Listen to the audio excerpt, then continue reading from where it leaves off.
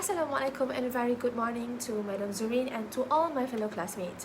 My name is Nazrul Alisa binti Zana Azim, and today I would like to present the current issue in talent acquisition, and my topic is skill-based hiring, which is rethinking decrease in the modern workforce.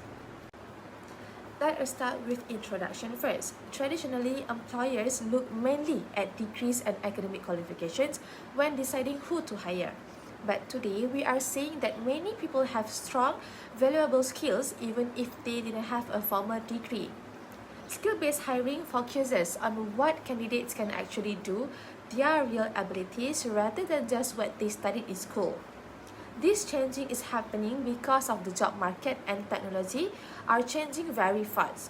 There are talent shortages in key industry, and more people learning through alternative ways like boot camps and online courses. So, no more companies are dropping degree requirements and instead use skill assessment to find the best talent. In this presentation, I will explain why this shift is happening, how it's changing the way companies hire, and how this trending starting to grow here in Malaysia as well. Now that we understand why skill-based hiring is important, let's first take a look at how traditional hiring used to work, specifically the focus on degrees. For many years, having a university degree was considered the basic ticket you needed to apply for most professional jobs. Employers believed that a degree showed you had the right technical knowledge, or for instance, in engineering, accounting, or marketing, and also soft skills like critical thinking and discipline. Because of this, degrees became a very easy shortcut for companies to filter candidates quickly without really testing their actual skills. However, relying too much on degrees created a problem. It excluded talented individuals who didn't have access to university education, and it also contributed to inequality and bias in hiring. What is skill-based hiring means? It refers to hiring candidates based on their practical abilities, competency, or knowledge rather than formal education like college or university degrees. It focuses in what a person can actually do, not where or whether they went to school. Alright, so why are companies changing the way they hire today? There are three big reasons, and the first one is talent shortages, new ways of learning, and a bigger focus on diversity.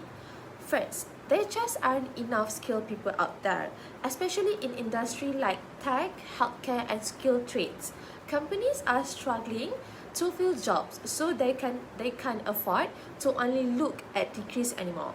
They need people who can actually do the work, no matter how they learn. And speaking of learning, that leads us to the second reason, which is the rise of alternative learning platforms. Today, people are getting job-ready skills through online platforms like Coursera and LinkedIn Learning, or through coding bootcamps. These skills can be just as strong or even stronger than what you learn in a traditional classroom. Employers are starting to notice the real abilities matters more than where you went to school. Finally, this shift is also helping companies build more diverse teams. And the last one is focus on the diversity and inclusion.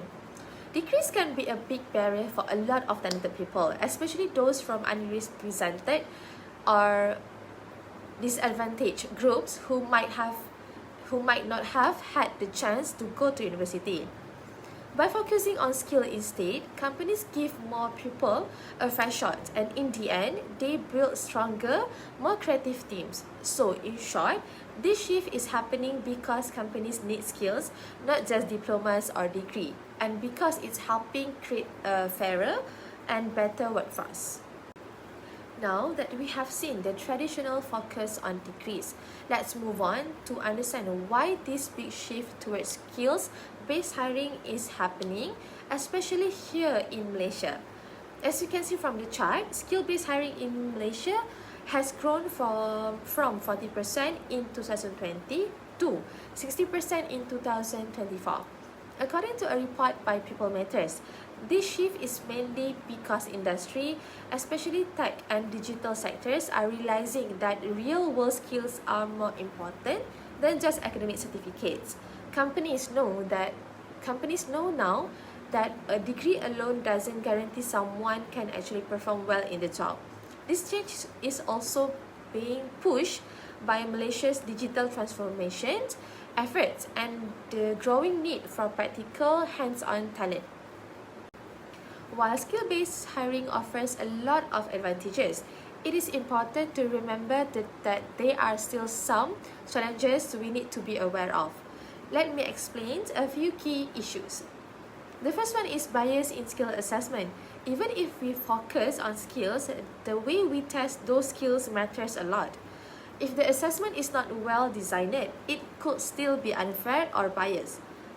For instance, if a company uses an online coding test that is only in English and very text-heavy, it might disadvantage candidates who are excellent at coding but have weaker English skills. So the company might miss out on real talent just because of how the test was designed. The second one is lack of universal certification standards. Degrees from universities are usually trusted everywhere, but skill certifications like coding certificates, digital marketing badges, or technical course completions vary a lot in quality. Some are very strong and recognized, but some are not. This makes it harder for employers to know which certifications to trust when hiring. For instance, one candidate might have a coding certification from Google, which is very reputable. Another candidate might have a similar sounding certificate from a small unknown provider. It's hard for employers to compare them fairly without deeper investigation. The last challenges is convincing leadership and hiring managers. Some older leaders and hiring managers are still more comfortable relying on degrees. They might feel that degrees are a safe way to judge someone's ability.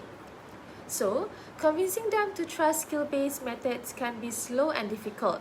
It may require a change in mindset and also proof that skill-based hiring leads to good employee performance.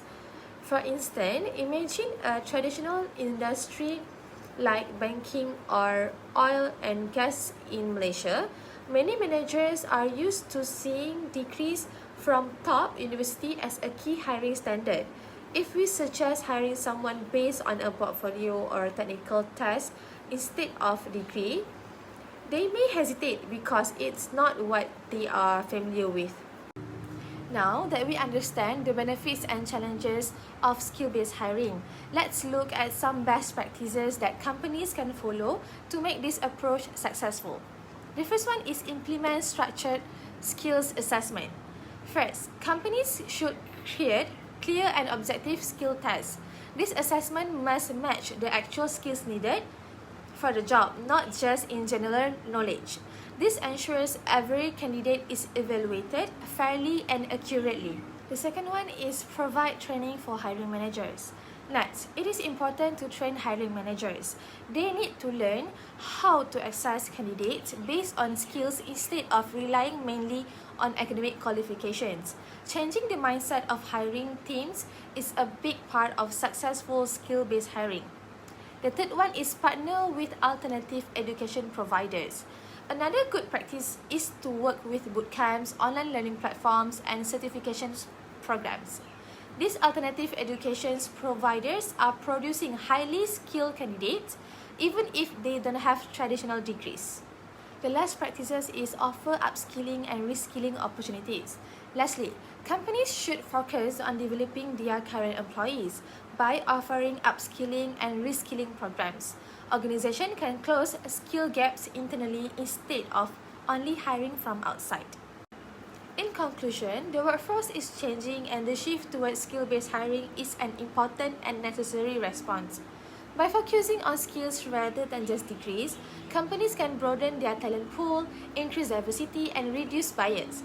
Moving forward, we can expect that future hiring practices will balance both education and skill evaluation, with a stronger emphasis on what candidates can actually do rather than where they studied. I think I will end my presentation here. Thank you for your attention.